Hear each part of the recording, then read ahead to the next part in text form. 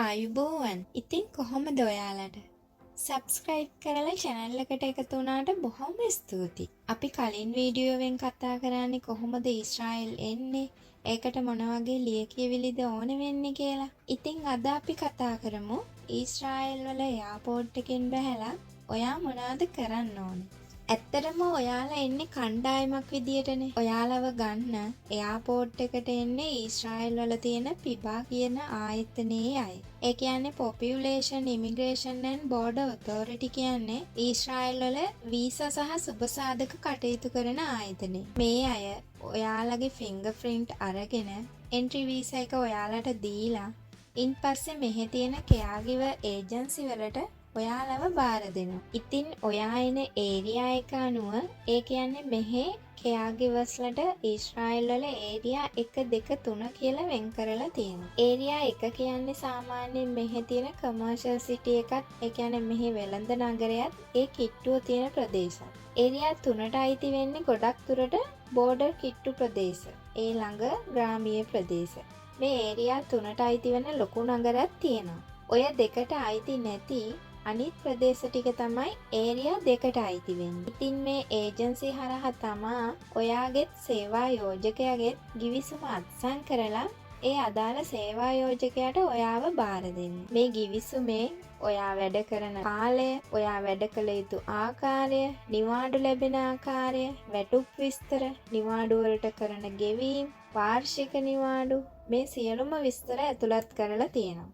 ඒකේ ඉංග්‍රීසි පිටපතක් තමා ඔයාට ලැබෙන්නේ. හීබ්‍රූ භාෂාවෙනුත් තියෙනවා. එහෙමනේ ඔයාලා එන්නේ ලංකාවෙන් සහ මෙහි රජයෙන් කලින් අත්සන් කර ගිවිසුමකට අනුවනේ. ඒක නිසා වැටුප කලින්ම ඔයාලට දැනුම් දීලා ඇති. මෙහි ඒජන්සි වලින් අදාළ වැටුප ගිවිසුමේ සඳහන් කරනවා. සාමාන්‍යයෙන් මෙහි දැන් මූලික වැටුප මාසයකට ෂෙකල් 5571. ඒරියා එක අනුව මේ වැටුපේ පොඩි වෙනස්කම් තියෙන්න පුළුවන්. නමුත් අපි හොඳට මතක තියාගන්න ඕනේ සේවා යෝජකයාට පුළුවන් අපේ මේ වැටුපෙන් අපේ සෞඛ්‍ය රක්ෂණයට, කෑම බීම වලට, ඉඳුම් හිටුම් වලට උපරිම 25% වෙන්න වගේ මුදලක් කපා ගන්න පුළුවන්. ඒකෙන් කපා ගන්නේ නැති අයත් ඉන්නවා. සමහර අය අවම මූලික වැටුප ගෙවනවා. සාමාන්‍යයෙන් අපිට සතිය අවසානයේ ෂෙකල් 100ක් අතට දෙනවා. ඒක පොකට් මනී කියලා තමා කියන්නේ. ඒකත් මම අර කිව්ව මූලික වැටුපට ඇතුළත් කරලා තමයි තියෙන්නේ. ඇවරේජ් එකක් විදිහට ගත්තොත් මේ දවස්වල 5300ත් 5500ත් වගේ ගාණක් මූලික වැටුප විදිහට ගෙවනවා. ඊට අමතරව අපිට සතියකට එක නිවාඩුවක් තියෙනවා. මේ නිවාඩුව අපිට ලැබෙනවා පැය 25ක්.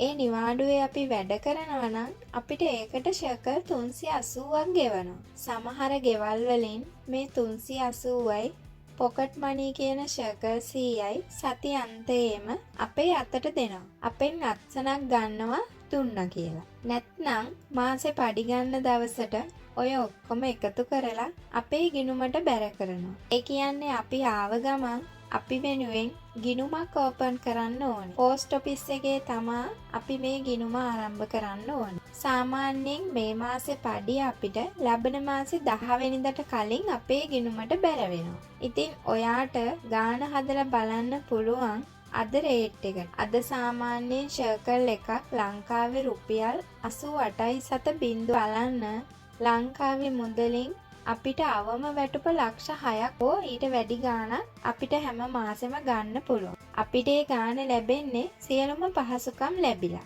ඉතින් ගොඩක් දුරට ඔයා එන්නේ ලිව් ඉන් ජොබ් එකකටනේ. ඔයාට සේවා කාලය පැය 8ක් කියලා තමයි තියෙන්නේ. නමුත් සේවා යෝජකයා වෙනුවෙන් අපි පැය 24ම වගකීමකට බැඳිලා ඉන්නවා. අපි ඒ නිවසේම ඉන්නත් ඕනේ. දවසට පැය 2ක වගේ රෙස්ට් ටයිම් එකක් අපිට ලැබෙනවා. ලෙඩා දාලා කොහෙවත් යන්න බැරි තැනක නම් ඒ වෙලාව අපේ කාමරේට වෙලා ඉන්න පුළුවන්. ඒත් සමහර ලෙඩ්ඩු බලද්දි අපිට එහෙම කරන්න වෙන්නේ නැහැ. සමහර ගෙවල් වල දරුවෝ එනවා පැය 2කට අපිව පොඩ්ඩක් නිදහස් කරන්න. එයාලා ලෙඩාව බලා ගන්නවා. ඉතින් සමහර ජොබ් අමාරුයි. ගොඩක්ම ලේසි ඒවත් තියෙනවා. මෙහි මිනිස්සු නම් හරිම හොඳයි. හැබැයි එන අපිත් හොඳ වෙන්න ඕන. කෙලින් කතා කරන එක මෙහි අයගේ හැටියක්. ඉතින් එයාලා එක්ක ඕනම දෙයක් අපිට කතා කරගන්න පුළුවන්.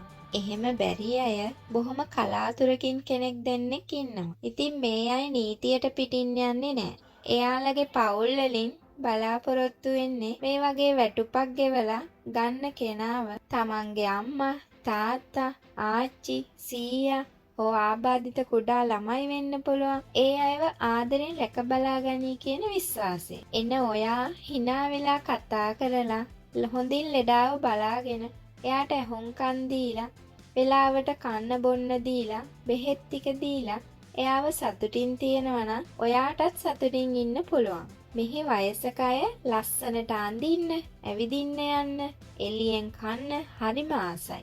ඉතින් එයාලා කොහෙවත් ගියේ නැතත් ගෙදර ඉන්නෙත් හරිම ලස්සනට පිළිවෙලට එළියට යන්න වගේ ලෑස්ති වෙලා. අපෙනුත් එයාලා ඒක බලාපොරොත්තු වෙනවා. උදේට එයා නැගිටින්න කලින් අපිට පුළුවන් නම් නැගිටලා අපේ වැඩ කොටස කරගෙන ලෑස්ති වෙලා hina වෙලා ගිහින් එයා නැගිට්ටම ශලෝම් කියලා එයාව පිළිගන්න. ඒ කියන්නේ අපි ආයිබෝන් කියනවා වගේ තමයි. ඔයාලා දන්නවනේ මේ ඊශ්‍රායල් රට ලෝකේ ජීවන වියදම වැඩිම රටක්. ඒ වගේම තමයි ලෝකේ සතුටින්ම ඉන්න රටවල් ගත්තම 4 වෙනියට තියෙන්නේ ඊශ්‍රායල්. ඇත්තටම මෙයාලා සතුටින් තමයි ඉන්නේ. කිසිම දෙයකට ඕනවට වඩා දුක් වෙන්නේ නැහැ. මං කලිනුත් කිව්වා වගේ මධ්‍යස්තව හිතන්න පුරුදුන කොටසක් තමයි මේ යුදෙව්වෝ කියන්නේ. මෙහි ඉන්න ගොඩක් දෙනා භාෂා 2-3ක් දන්නවා. නමුත් එයාලා කතා කරන්න කැමති නම් තමන්ගේම භාෂාවෙන්. ඒ කියන්නේ හීබ්‍රූ වල. එයාලා කියන දේ හොඳට අහගෙන හිටියොත් හීබ්‍රූ දන්නේ නැතත් අපිට බය වෙන්න දෙයක් නැහැ. එයාලා hina වෙන්නේ නැහැ. වැරදුනොත් කියලා දෙනවා. ඒකට අපිට පුළුවන් Google Translate පාවිච්චි කරන්න. ඔයාට ස්මාර්ට් ෆෝන් එකක් තියෙනවා නම් එහෙම නැත්නම් ලැප් එකක් තියෙනවා නම් Google Translate open කරලා එයාගේ voice එක හොඳට අහගෙන ඉඳලා Google Translate එකට දීලා ඉංග්‍රීසියෙන් හෝ සිංහලෙන් translate කරලා බලන්න පුළුවන්. ඒක කරන්න පුළුවන් මෙන්න මෙහෙම. මුලින්ම මෙතන භාෂා දෙක දෙපැත්තෙන් තෝරගෙන මෙන්න මෙතන mic එක ළඟ touch කරලා හීබ්‍රූ වචනේ කියන්න පුළුවන්. එතකොට අනික් පැත්තේ අපි තෝරන භාෂාවෙන් ඒක වැටෙනවා. ඉංග්‍රීසියෙන් හරි සිංහලෙන් හරි අපිට ඒක තෝරන්න පුළුවන්. ඉන්පස්සේ මෙන්න මෙතන ක්ලික් කරාම අපිට ඒක ඇහෙනවා. මෙන්න මේ වගේ.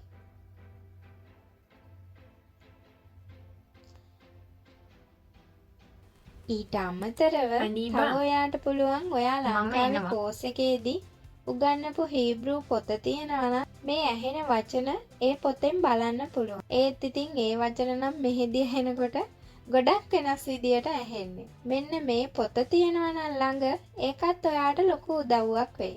ඒත් ඉතින් මං හිතන්නේ Google Translate කළාම හරියටම අවබෝධ කරගන්න පුළුවන්. එහෙම කළාම මාස 2-3ක් යද්දි අපිට නිකම්ම හීබ්‍රූ කතා කරන්න පුළුවන් වෙනවා. මේ හැම දෙයකම හැබැයි උවමනාවයි ආසාවයි තියෙන්න ඕනේ. මෙහි ගොඩක් වචන ඉස්පිලි පාපිලි වලින් වෙනස් වෙන ගොඩක් වෙනස් අර්ථ දෙන ඒවා තියෙනවා. ඒ නිසා කල්පනාවෙන් අපිට ලැබෙන්නේ ලෙඩෙක් එක්ක, ඒ කියන්නේ තනි ලෙඩෙක් එක්ක තනියෙන් ඉන්න පුළුවන් ගෙයක් හෝ අපාර්ට් එකක්. එහෙම නැත්නම් දෙන්නෙක් එක්ක අපාර්ට් එකක්. එහෙමත් නැත්නම් වැඩිහිටි නිවාසයක්. ඒ කියන්නේ අපේ ලංකාවේ වැඩිහිටි නිවාස වගේ නන් නෙමෙයි. මෙහි සියලු පහසුකම් සහිත හොටෙල් එකක් වගේ පුංචි ගෙවල් වල එකතුවක්. ඒවට මේ භාෂාවෙන් කියන්නේ බෙට් අවෝඩ් කියලා. ඉතින් ඒ වගේ ටිකක් වෙනස්. සොසයිටි තියෙනවා, මෙහොම් ගෙතුම්, නැටුම්, සංගීත, විවිධ ඇක්ටිවිටීස්, ස්විමින් pool මේ හැම පහසුකමක්ම තියෙනවා. ඒ කොහේ වුණත් අපිට අවශ්‍ය පහසුකම් එක්ක කාමරයක් ලැබෙනවා. එහෙම දෙන්න නැත්නම් හෝ වයසක දෙන්නම එකම ගෙදර ජීවත් වෙනවා නම් එන අපිට දෙන්න කාමරයක් නැත්නම් සමහර අයට ජොබ් එක live out කරන්න වෙනවා. එතකොට අර මම කිව්ව වැටුපෙන් කීයක්වත් කපන්නේ නැහැ. හැබැයි අපි එළිය තැනක නැවතිලා ජොබ් එකට එන්න ඕන. අය 8කින් පස්සේ අපිට යන්න පුළුවන්. ඊට වඩා ඉන්නවනම් එයාලා අතිකාල ගෙවනවා. ඇත්තටම සමහර ජොබ් අමාරුයි. සමහර ජොබ් ලේසි. නිවාඩු පඩි ගෙවන තැන් තියෙනවා. නැති තැනොත් තියෙනවා. ඉතින් අපි එන්නේ මේ රටට හම්බ කරන්නනේ. නිවාඩු ගෙවන තැන් ලැබුණොත් හොඳයි. ඒක ඉතින් වෙලාව. මම නම් හිතන්නේ මාසෙට එකක් වගේ අපිට නිවාඩුවක් ඕනේ. මොකද අපි එකම ගෙදර එකම වැඩ ටික කරගෙන වයසක කෙනෙක් එක්ක දිගටම ඉන්න එක අපිටත් ස්ට්‍රෙස්. මුලදිම ඒක කරන්න අපිට අමාරුයි. දන්න අය අඩුයි. එළිය වියදම ටිකක් වැඩි. කොහොම වුණත් මුලින්ම එන ඔයා අංක 1 ලෙඩාගේ වැඩ කටයුතු ටික. මොකද අපි ලංකාවෙන් එන්නේ අපේ පවුලේ සියලු දෙනාගෙන් වෙන් වෙලා ලොකු මානසික පීඩනයකින්. ඒක අපි අමතක කරලා අපි ආව අපේ රැකියාවේ කාර්යයන් වලට මුල් තැන දෙන්න වෙනවා. ලෙඩාගේ කෑම බීම හදන්න. කෑම බීම නම් දරුවෝ එක්ක මුලින් හදලා දෙනවා. එහෙම නැත්නම් දරුවෝ ඇවිත් කියලා දෙනවා අපිට. සමහර අය ඕඩර් කරලා ගෙන්නගෙන කනවා. සමහර ආච්චිලා සියලා අපි දෙන ඕන දෙයක් කනවා. ඒත් එයාලගේ මෙඩිකල් කන්ඩිෂන් එක අනුව අපි කෑම දෙන්න පරිස්සම් වෙන්න ඕනේ. එයාට දෙන බෙහෙත් සතියට වතාවක් වගේ හදලා තියාගන්නවා නම් අපිට ගොඩක් ලේසි. බෙහෙත් ගේන්න අපිටම යන්න වෙන අවස්ථාත් තියෙනවා. ගෙදර පිරිසිදු කිරීම කරන්න ඕනේ. අපිට කන්න උයා ගන්න ඕනේ. ඒ ඔක්කොමත් එක්ක ලෙඩාව සතුටින් තියන්න එයා එක්ක ඉන්න කාලය වෙන් කරගන්නත් ඕනේ. මෙහි සාමාන්‍යයෙන් හැම බිල්ඩින් එකක් ළඟම වගේ පොඩි පාක් එකක් තියෙනවා. ඉතින් වයසක අය සමයකේ නම් උදේට හවසට පැය 2-3ක් එළියේ ඉන්නවා. ඒක එයාගෙත් අපේ හිතටත් ගතටත් හොඳයි. ඉතින් එහෙම ගියාම ලෙඩාට එයාගේ යාළුවෝ හම්බ වෙනවා. එයා එයාලත් එක්ක හරි සතුටින් ඉන්නවා. අපිටත් ළඟපාත බිල්ඩින් වල ඉන්න අනෙක් රටවල් වල කෙයා ගිවර්ස්ලා හම්බ වෙනවා. විශේෂයෙන්ම කියන්න ඕනේ දෙයක් තියෙනවා. ඔයා ෆෝන් එකෙන් නිතරම කතා කර කර ඉන්නවනම් ඒක ටිකක් සීමා කරගන්න වෙනවා. මොකද අපි ජොබ් එක හරියට කරන්න ඕනේ.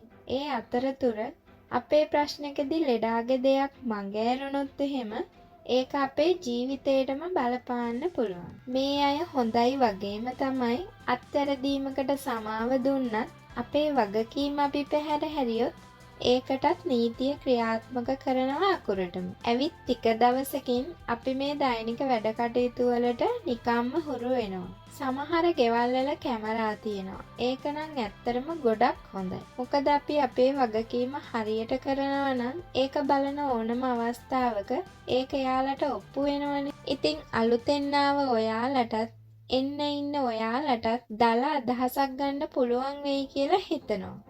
මට කලින් කියන්න අමතක වුණා. අපි ඒජන්සි එකේ රෙජිස්ටර් කළාම ජොබ් එක දීලා ඒජන්සි එකෙන් අපිව අතාරින්නේ නැහැ. අපි වෙනුවෙන් සෝෂල් වර්කර් කෙනෙක් ඉන්නවා. එයාලා අපි ගැන හොයලා බලනවා. සාමාන්‍යයෙන් මෙහි මාස 6කට වතාවක් වගේ එයාලා අපි ඉන්න ගෙදරට එනවා. අපිට මේ ගෙදරින් දීලා තියෙන පහසුකම් තියනවද කියලා බලනවා. ගිවිසුමෙන් පිට අනවශ්‍ය දේවල් කරන්න වෙලා නම් ඒ වෙනුවෙන් කතා කරනවා. අපිට ගෙදරින් වෙන අඩුපාඩු මොනවද කියලා බලනවා. අපේ වැරදි තියෙනවා නම් සේවා යෝජකයාටත් අපි ගැන පැමිණිලි කරන්න ඒක අවස්ථාවක් වෙනවා. ඊට අමතරව අපිව ගිවිසුම් ගත කළ ඒජන්සිය තියෙන්නේ. මේ ඒජන්සියට නිවාඩු දවස් ඇරුණහම සතියේ ඕනම දවසක උදේ 8 ඉඳලා හවස 5 වෙනකන් දුරකථන මාර්ගයෙන් හෝ අපිට ගිහින් හෝ එයාලව හම්බ වෙන්න පුළුවන්. ඔයාලා එන ජොබ් එක ගොඩක් අමාරු නම් කරගන්නම බැරි නම් ඒජන්සියට කතා කරලා ජොබ් එක මාරු කරගන්න බලන්න පුළුවන්. ඒත් ලොකුම අපහසුතාවයක් නැත්නම් අඩුම ඔයා මාස 3ක්වත් ජොබ් එකේ ඉන්න බලන්න. එක එක්කෙනා කියන දේ අහලා නම් ඔයා ජොබ් මාරු කරන්න යන්න එපා. අනිත් කාරණේ තමයි අපි ජොබ් එකෙන් එළියට යනවා නම් මාසෙකට කලින් අපි අස්සීමේ ලිපිය දෙන්න ඕන. අපේ ලෙඩාට කෙනෙක් එනකල් එතනින් පිට වෙන්න එපා කියලයි මම නම් කියන්නේ. යනවා නම් අපි ඒ ලෙඩාට වෙන කෙයාගිවර් කෙනෙක් එනකන් ඉන්න ඕන. ආවේ නැත්නම් යන්න කලබල වෙන්න එපා. නීතිය කෙසේ වෙතත් ඒක අපිට අවාසියට හිටිනවා. ඒ නිසා අපි මෙහි තියෙන කෙයාගිවර් ගෲප් එකක දාලා හරි ජොබ් එකේ ඇත්තම විස්තරය කියලා කෙනෙක්ව දාන්න බලන්න. එහෙම වුණොත් තමයි අපිට ඊළඟට යන ජොබ් එකට හොඳ අවස්ථාවක් එන්නේ. එක දිගට ජොබ් මාරු කරන එක අපිට හොඳ නෑ වගේම මේ රටේ අයත් අපිව විශ්වාස කරන එක අඩු වෙනවා. කෙයාගිවර් රූල්ස් වලට අනුව නම් එකම අවුරුද්දේ ජොබ් දෙකකට විතරයි අපිට මාරු වෙන්න පුළුවන්. අපි ඊළඟට වෙන ජොබ් එකකට යනවා කියමුකෝ. ඒ යන තැන ජොබ් එක බාරගන්න කලින් ඒ අය අපි කලින් වැඩ කරපු තැනට කතා කරලා අපි ගැන විමසීමක් කරනවා. හොඳ රෙකමන්ඩේෂන් එකක් එයාලා දුන්නොත් හොඳයි. ඉතින් ඒ ගැනත් හිතන්න. ඔයාලට දල අදහසක් ගන්න පුළුවන් වෙන්න ඇති කියලා හිතනවා. මොනවා හරි යෝජනා චෝදනා තියෙනවා නම් කමෙන්ට් සෙක්ෂන් එකේ දාන්න. ඔයාලට දැනගන්න දෙයක් තියෙනවා නම් ඒකටත් කමෙන්ට් සෙක්ෂන් එක විවෘතයි. ඔයාලට වැදගත් වෙන තවත් වීඩියෝ පෙළක් ඉදිරියේදී ගේන්න බලාපොරොත්තු වෙයි. අදට ඔයාලගෙන් සමුගන්න. එහෙනම් ඔයාලට ජය.